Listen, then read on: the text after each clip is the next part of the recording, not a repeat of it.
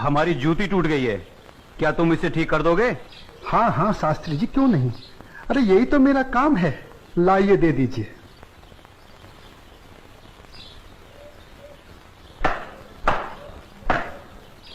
लीजिए शास्त्री जी, आपकी जूती ठीक हो गई। कितने पैसे हुए? जो मन करे दे दीजिए। ये लो।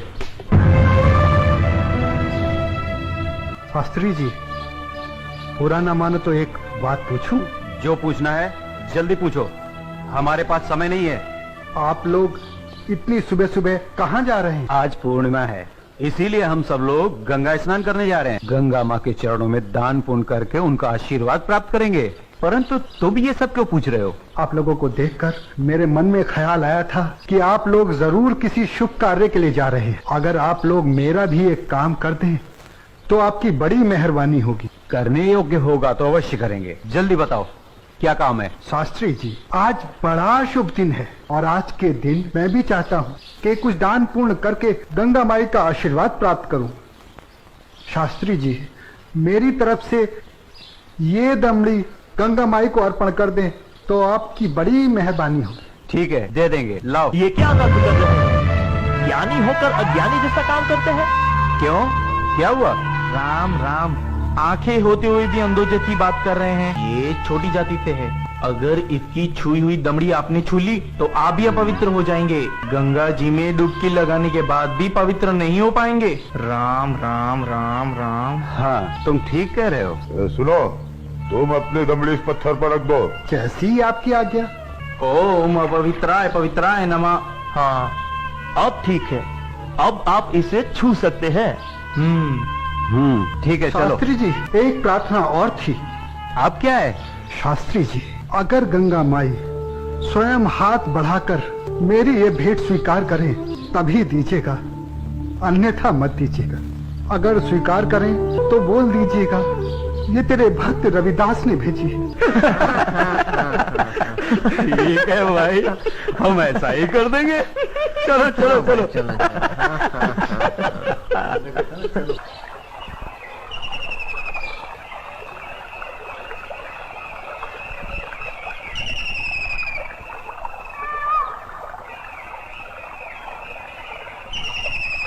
जय हो गंगा मैया की। हे माँ, तू अपनी कृपा सदा हम पे बनाए रखना माँ। यदि हमसे कोई पाप हो जाए तो अपने इस पावन जल से उसे धो डालना माँ। हे माँ, तू अपनी शरण में हमें सदा रखना माँ। जय हो गंगा मैया। अरे मित्र, आप कुछ भूल रहे हैं। क्या? अरे वही शूद्र जिससे आपने अपनी जूती ठीक करवाई थी, उसकी दी हुई दमड़ी। अरे उसने कहा था कि स्वयं गंगा माता हाथों से स्वीकार करे तो देना, अन्यथा नहीं। पागल कहीं का। अरे भाई, याद आया याद आया। यही दमड़ी ना? हाँ हाँ हाँ।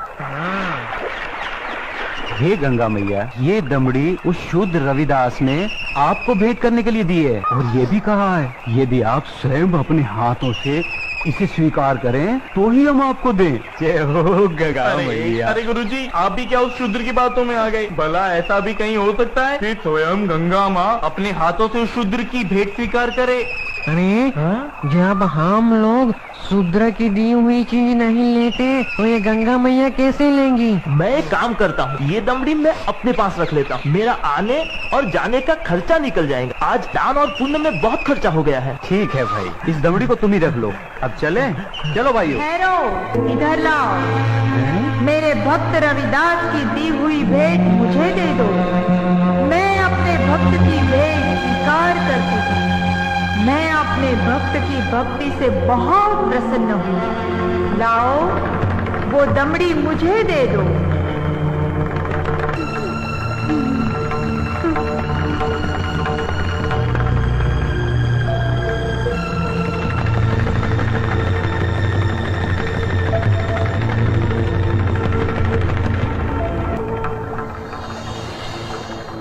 और सुनो, ये कंगन मेरी ओर से मेरे भक्त को दे देना और कहना मैंने उसकी भेंट स्वीकार कर ली।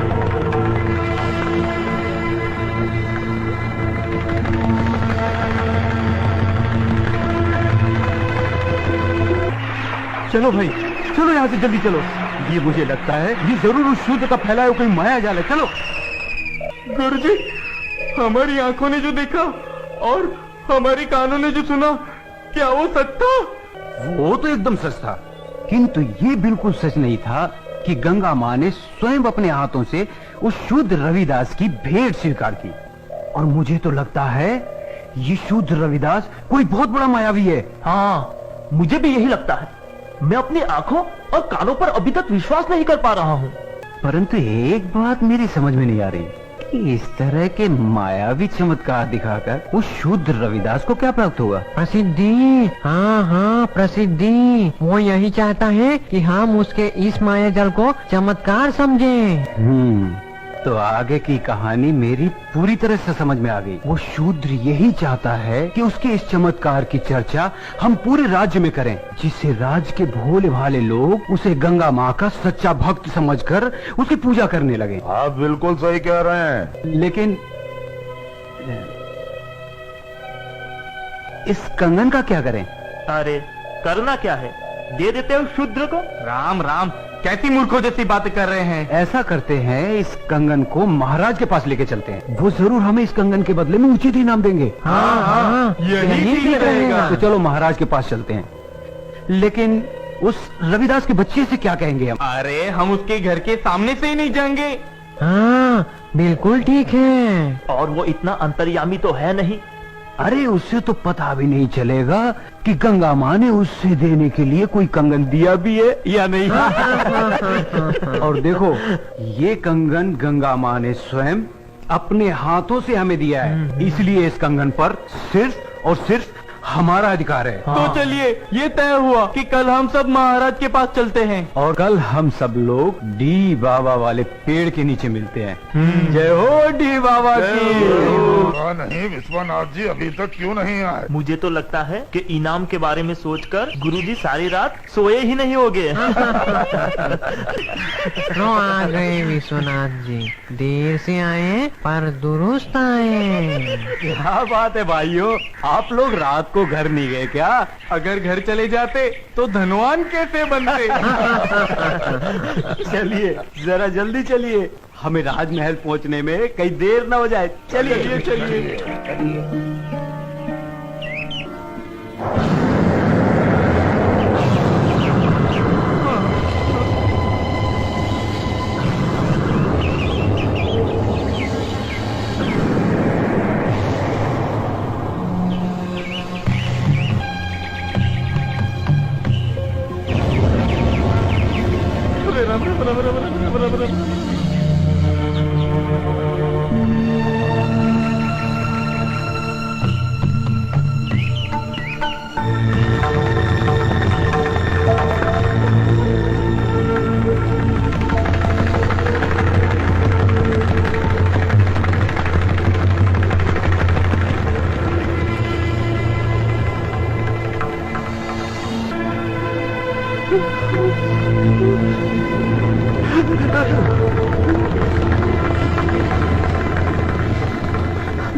अब ये कौन सी माया है शूद्र रविदास की?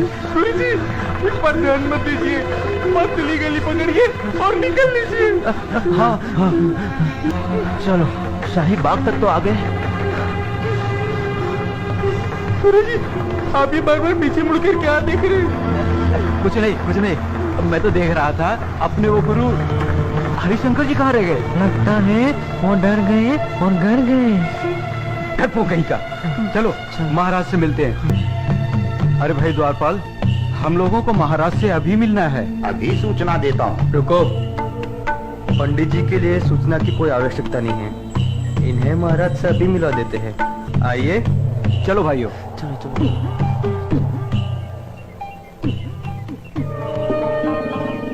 महाराज महारानी की जय हो। महाराज, पंडित विश्वनाथ जी आपसे मिलने आए हैं। ठीक है, आने दो। जो आज्ञा महाराज।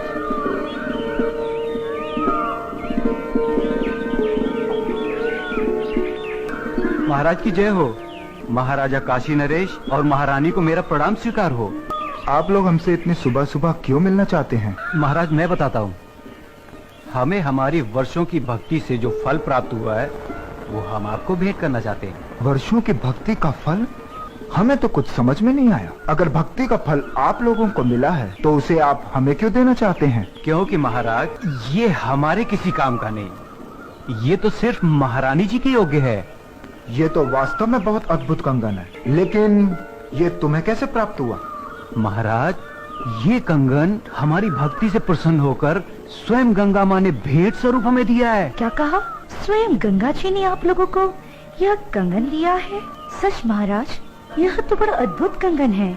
इसने तो हमारा मन मोह लिया है। लेकिन इस एक कंगन का हम क्या करेंगे? इनसे कहिए इसके साथ का एक और कंगन लाकर दे। सुन लिया विश्वनाथ जी, अब आप लोग पूजा और भक्ति करके गंगा माँ से हमें इसमें का दूसरा कंगन भी ला कर दें। हम आपको मुंह मांगा इनाम देंगे। क्षमा करें महाराज, लेकिन इसमें का दूसरा कंगन हम आपको नहीं दे सकते। क्यों नहीं दे सकते? हमारी आज्ञा का उल्लंघन करने की तुम्हारी हिम्मत? असल में महाराज ये कंगन गंगा माँ ने हमारी भक्ति से प्रसन्न होकर हमें नहीं दिया, बल्कि उस शूद्र रविदास की भक्ति से प्रसन्न होकर उसे भेंट करने के लिए दिया है। क्या कहा? गंगा माँ ने स्वयं ये कंगन रविदास को भेंट करने को दिया है? हमें यकीन नहीं हो रहा। हमें सारी घटना विस्तार से बताओ। बताता हूँ।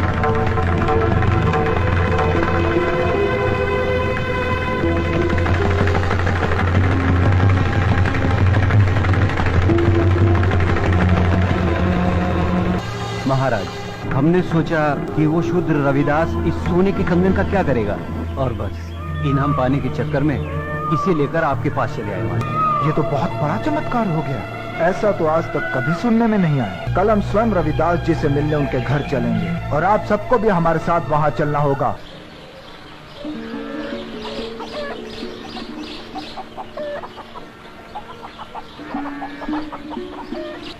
रविदास जी, महाराजा काशी नरेश आपसे मिलने आ रहे हैं। मुझसे मिलने आ रहे हैं? पर क्यों? महाराज की जय हो। महाराज आपने आने का कष्ट क्यों किया?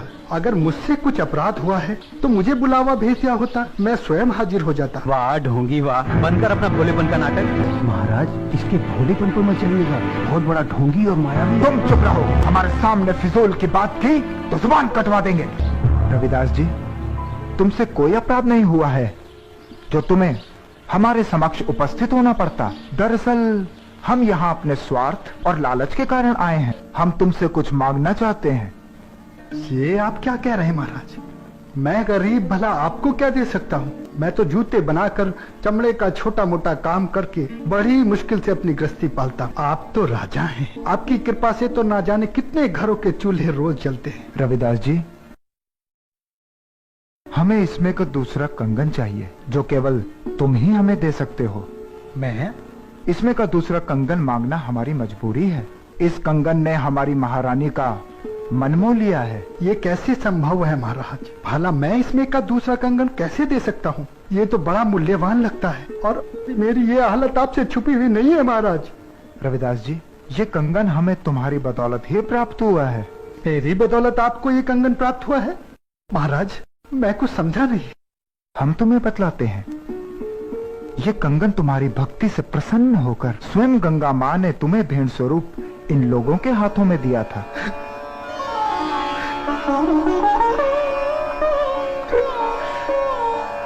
आप सच कह रहे हैं ना महाराज?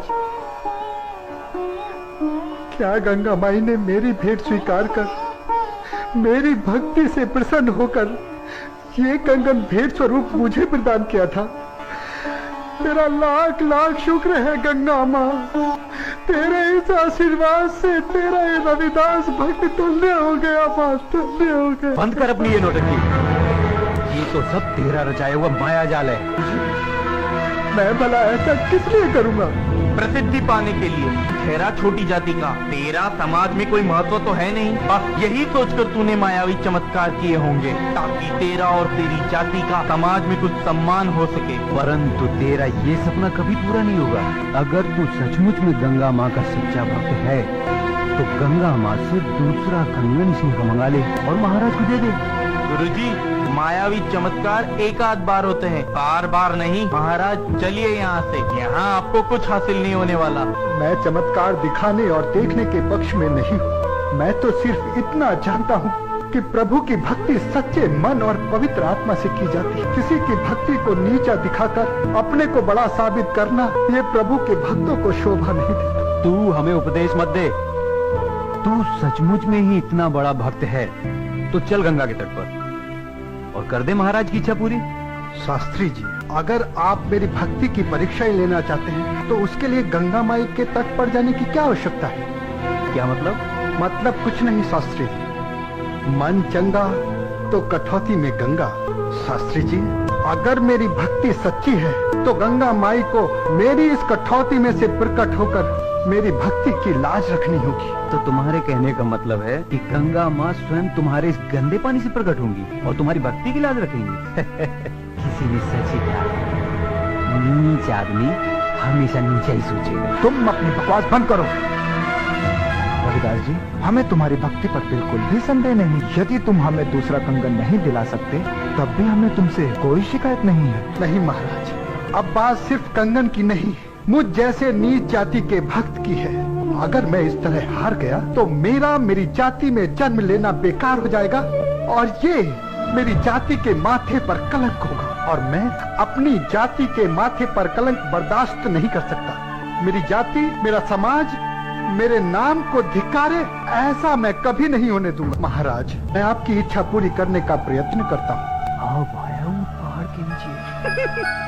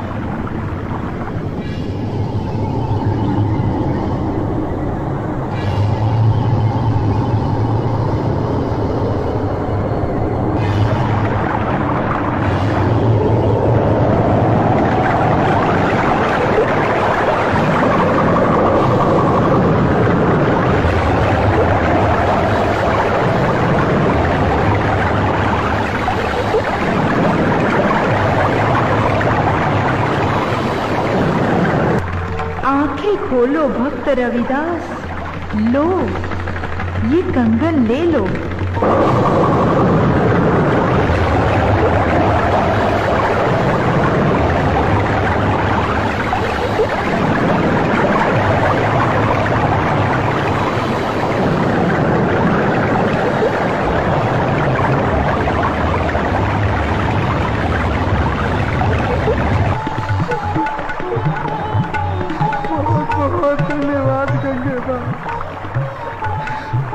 तूने छोटी जाति को और छोटा होने से बचा लिया माँ।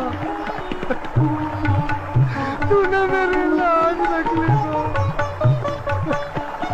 वरना तेरा ये भक्त रविदास आज किसी को मुंह दिखाने के काबिल न रहता माँ।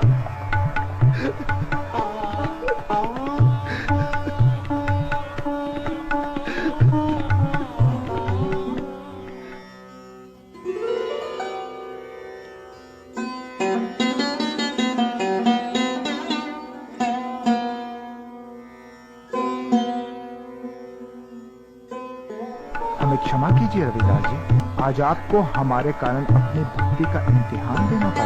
हम आपको और आपकी भक्ति को प्रणाम करते हैं। यदि हम कभी भी आपके काम आ सके तो इसे हम अपना सौभाग्य समझें। बोलो संत रविदास की जय। गंगा मैया की जय। अच्छा रविदास जी, अब हमें आज्ञा दीजिए। अब चलो यहाँ से। अपना मुंह काला कराने के बाद भी नहीं चलोगे क्या?